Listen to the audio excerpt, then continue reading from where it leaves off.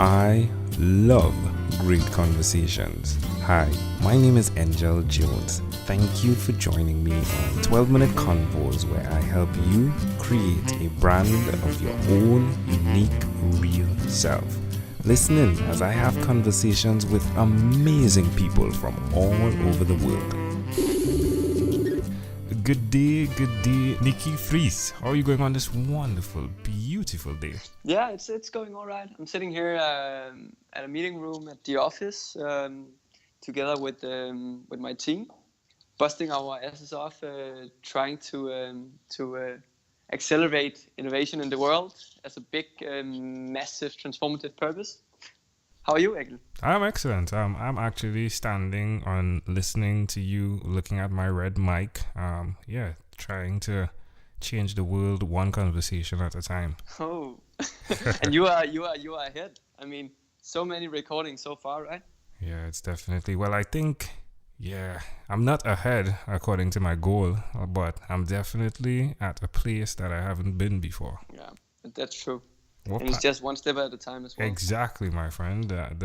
The way to build a silo of conversations is one conversation at a time. And I'm definitely happy to be having this with you right now. What part of the world are you in? I'm in Denmark, actually Copenhagen, Denmark, so the capital in Denmark, in Scandinavia, which is in the northern part of Europe. For those who don't know where Denmark is. Yeah, that's intriguing. So I'm in Trinidad, and we connected, and I'd like to know, tell me, what are your talents? So this is also a very, very funny question. One of my talents, which I believe and that many people say is something they see in me, is that I have a high self-discipline. So I'm fanatic in doing the things that I know I'm good at over and over again. And also, if I want to build a habit, I stick to it because I know that it's in the consistency and it's in the discipline that we actually build the habits that can do the most for us in life. I mean, that's one of the things. There's also a lot of things that I'm not good at. Can I also talk about them? Sure, go ahead. Yeah, I mean, one of the things that I'm struggling with right now is actually like social dynamics, group dynamics, to be better in group settings. I mean, with my team, I can lead them and I can motivate them. In some degree at least. But in more formal settings or casual settings, together with friends or at new places, I actually struggle a lot. So that's something that I'm working on right now, trying to be better at that, trying to be more relaxed and to have more meaningful, deep conversations with all the people I meet every day. Yeah, that's intriguing. Someone that I think you're the first person that has asked to actually express one of your weaknesses on the podcast. And I think that definitely sets a platform to understand who you are as an individual. And I think as well that if I could, I would say that you'll definitely need to be very careful with who you're attempting to build relationships with because of your desire to go deep and go deep quickly. Yeah, I totally agree. And also there's the thing about you are like the average five people you spend the most time with, exactly. And I've also taken cut some chains in the time past, but I'll still keep doing that. I mean, I'm trying to surrounding myself with people that I look up to and who I have meaningful conversations with and who I know wants to be with me because I make them happy and they make me happy. And I think that's one of the most important things in life. Yeah. And I think you're doing the same right now, right? Yes, I'm definitely doing the same. Like you opened a huge, huge topic there in terms of conversations. I've had many conversations via the podcast. A lot of them have been structured questions, just like these, but it provides a platform, if you would, a template for me to go and deep and understand fast and still not be hurt, right? I'm still protected by the online space, like, but at the same time, I have a ton of experience. Just recently, I spoke to Jennifer Britton from Canada, and she has a book called Effective Virtual Conversations, and Oh, cool. that has helped tremendously with the virtual space. Um, but yeah, so we could always talk about that, Nikki, right? Like, Sure. now coming back to your strengths of developing habits and being that individual that can repeat and repeat and remain consistent. Who did you learn that from? I actually think that I started to read a lot of books and everything about the military, and also from my podcast actually, which I started in 2013. I spoke with a person called Jonas Elming, who was in you can say the Danish Navy. It's called the Jægerkorpset, which is like the elite army of Denmark. And he had this he had this experience where he was in the woods for 3 days without any sleep, without any food, only water, and he learned that those 3 days is nothing. I mean, no, a 9 to 5 workday is nothing compared to that. That you can actually push your body and your mind so far that you are capable of a lot more than you think you are. And that was one of the things that sparked my interest in it.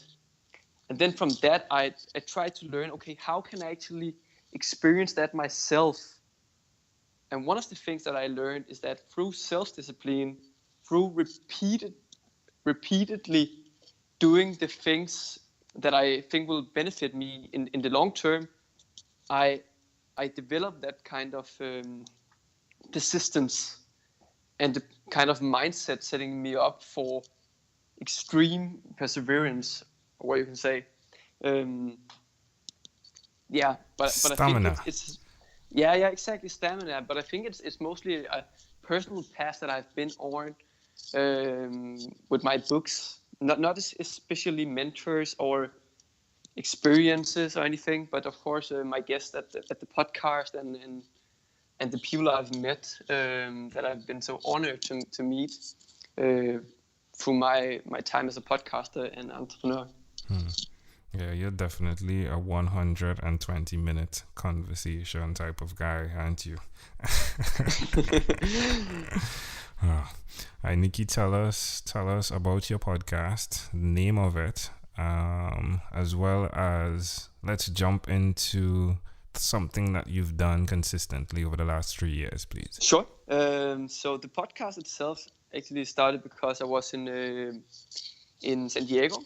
I was studying in something called CEBU, which is California International Business University. And I listened to Pat Flynn and John Lee Doomers and all these entrepreneur podcasts back then. And when I came home, I realized that there was no podcast for entrepreneurs in Denmark. So basically, I was like, okay, how can I create a podcast? How can I speak with a lot of interesting people, learn a lot at the same time about entrepreneurship? Because I was quite young back then. It's been a few years since. And also, how can I help other people who want the same thing as I want to be entrepreneur and to be better at life and personal development and all these things? And that was podcasting, basically. So I started the podcast called Iværksætter Podcast, which means entrepreneur podcast, because the first thing I searched for when I was on Google and in iTunes podcast store, it was podcast for entrepreneurs, and nothing came up. So I was like, how can I do this smart? What are the first thing you are looking for if you're a Danish person coming onto the podcast? and you want to learn about entrepreneurship. So it was iværksætter, which is entrepreneurship. So I called my podcast that. Oh, sweet. Yeah, and I was consistent, doing 2 podcasts every week at first, and then 3 podcasts, and what was every second day or something like that. And the consistency, as you also know, with podcast and with marketing and with growth and all these things, is one of the most important things. If you want to build a big Instagram audience or big Facebook audience or Twitter, etc., you have to be consistent and you have to give value. And I think like that was just what I did. Yeah. How does it make you feel? Like, I mean, you definitely weren't this person who is being consistent at everything. You put this on like an armor, right? How does it make you feel now that you're operating in that? So actually, I've been challenged a little bit now from my coach. It has really meant a lot for me, because that's how people are seeing me now.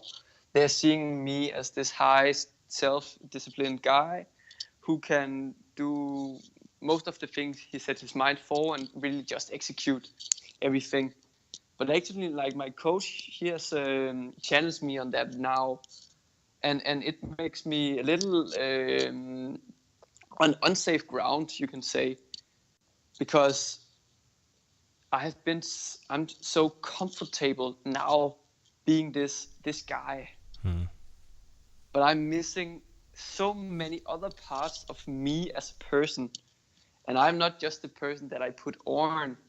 I'm also all my other feelings that I can experience. My anger is also a thing. And also grief can be something that you can actually use for the better if you just learn to do it in the right setting and with the right people as well. All these sides that I have been procrastinating or I didn't want to explore is something that I'm trying to do now.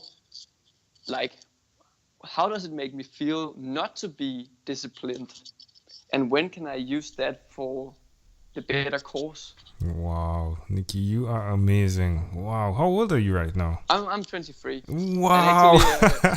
And actually, you need to hear this. My coach, he is 19. Wow. Yeah, really. I've had a coach, like, I have other coaches, and they have been like older people and more experienced people. But this girl, 19 years old, she is like putting me on the most uncomfortable challenges I've ever experienced. Well, yeah, you have to push yourself to the limit sometimes. Yeah, most definitely. I'll tell you, one of the things I do, one of the hacks, if you would, is that I do this seasonally. So I could have an entire year of conversations where I'm like going really hard, right? Yeah. But I do 12 weeks goals. So that helps me to disconnect, if you would, and it's not burning out, but it's something that can occur, which is borderlining depression, if you would. Yeah. Where you're wondering, what if I wasn't doing this? So I think the break, so it's 12 weeks, and then you could do something else for 12 weeks, but it gives you the opportunity to really reflect. And as well, there are small breaks that I also plug in during the week. So it's like the small thing and the medium thing and then the large thing, right? It's like you're ordering fast food, right? So there's the small break in the day, then there's the small break in the week, and then there's the small break in the year. Make sense? Yeah, it makes super sense. Angel, I want to ask you something then. Sure. Like, I'm also curious, and I also believe your listeners will also benefit from this. So let's say you do this 12-week sprint, or what can you say, project, or what you call it.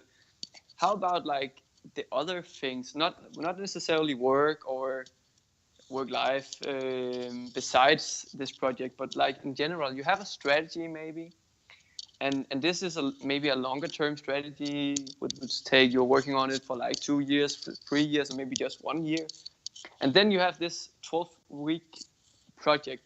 Does it have to fit into it, and how do you do it? I also believe like you have a longer term goal that you want to accomplish which not only takes 12 weeks, or how do you do? Yeah.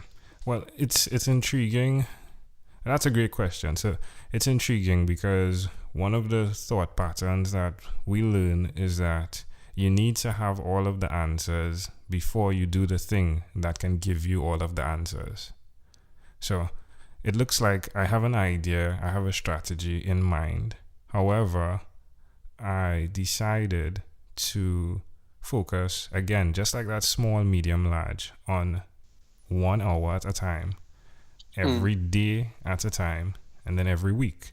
But I leave the opening to ensure that when the impact of what can occur in 1 hour happens, that I allow it to reverberate over my life. Otherwise, there's no value, because I can always put it on paper and say, this is what I'm doing, and I'm doing this. Whether I lose a leg or not, I'm doing this. But if I lose a leg, then I need to course correct, if you would. Yeah, and I think that has been an important wisdom nugget that I've learned. Yeah, it's true. Thank you. You're welcome. Well, Nicki, we've definitely blown past our first 2 segments and a bit more, which is cool, Let's switch gears for a moment now, and let me invite you into my time machine that is surrounded with beautiful, warm, blue Caribbean water. Nicki, what is your earliest childhood memory? First of all, I really want to visualize this place that I'm in. I hope it's Caribbean or something like that. With the ocean blue water and then crystals around me and palm trees and the sun. Here it's raining right now outside. My earliest childhood memory, maybe it's something with Christmas. I don't know. Getting a present from my mother and my father. I can tell you, like, one of the earliest experiences that has made a huge impact on my life is that my mom and dad, they took me 8 weeks to, only 6 weeks to Thailand and Malaysia, back when I was 6 years old. And I experienced, like, we are not living on any luxury things or anything. We're living in these tents and in bungalows and all these things. And I got a lot of friends from all the restaurants we visited. We were jumping on the different islands and exploring all these cultures, religions. And I couldn't speak any word of English, and they couldn't either. So it was this sign language. We were getting friends. We were massaging each other. We were playing with Game Boys and do all these things, but without actually knowing each other, but just through some kind of, you can say, body language way of expressing ourselves. And what I really took from that, which has benefited me a lot in life, is about the cultures and about being open to other people, to other minds, and to other opinions. And I think living in, like, a diverse and differentiated world, and in living with different cultures, like in the States, for example, all these culture clashes all around the world. In Denmark, we only have, like, minority diverse groups. And I think that really set me for being a more open and generous person in life. Well, it's intriguing. I've had people express that earliest childhood memory with the present and Christmas. And it's fascinating how I think that in itself, not negating what you expressed with going to Thailand, right? But just expressing that as it popped out. It's amazing how the preparation that goes into what Christmas is, and how a child responds to it, and how it can connect to what you actually live in now. So there's the preparation, and after the preparation, there's a gift. There's a present, right? It's like you with your habits and your goals, and then you get a present, right? It's like you worked to the thing you wanted to achieve. It's just fascinating how those two things connect. Yeah, it's intriguing that your trip to Thailand, like, to see that you spoke about what you're experiencing now with having conversation with others, and the challenge that you're having, right? Like in those, it's just amazing to see that your conversation is of a deeper level, if you would. And the thing with the words and how it looks like, or how main media makes it look, I'm not sure if it's actually the thing that you need to be doing, because it seems as though you connect really deeply without having many words. Make sense? Yeah, it makes sense. If we fast forward to when you were 12, what was your favorite song? I don't even remember what was playing back then, but I remember I heard Akon. He had this song called Lonely. Yeah. Yeah. Wow. Amazing how these things connect, right? I mean, Yeah. definitely the path that you've chosen is a lonely path, isn't it? Maybe. I have a girlfriend. We've been together for 1 month, 1 year and 3 months. She's amazing, and yeah, I don't know. I hope we'll be together forever. So hopefully I will not be that lonely. I love it. All right. Well, Nicki, we've arrived at our destination, but before we get off of this time machine, there's a small declaration form. So we're going to have to go yes or no for this, right? We're going to wrap this up pretty quickly. Are you ready, Nicki? Yeah. Nicki, have you chosen someone to pass on your skills to? Sure. Are you married? Well, you said you have a girlfriend, right? Do you have children? No, I don't have children. Do you believe in God? I believe in something. Do you have an inner circle of friends? Yeah, I have a small circle. Very small. Do you watch TV for more than 3 hours a day? No. How about 3 hours a week? What about screen time, the phone and or the computer? More than 8 or less than 8 hours a day? Yeah. All right. More than 8? More than 8 hours a day, I'd say. Like all screens combined. Yeah.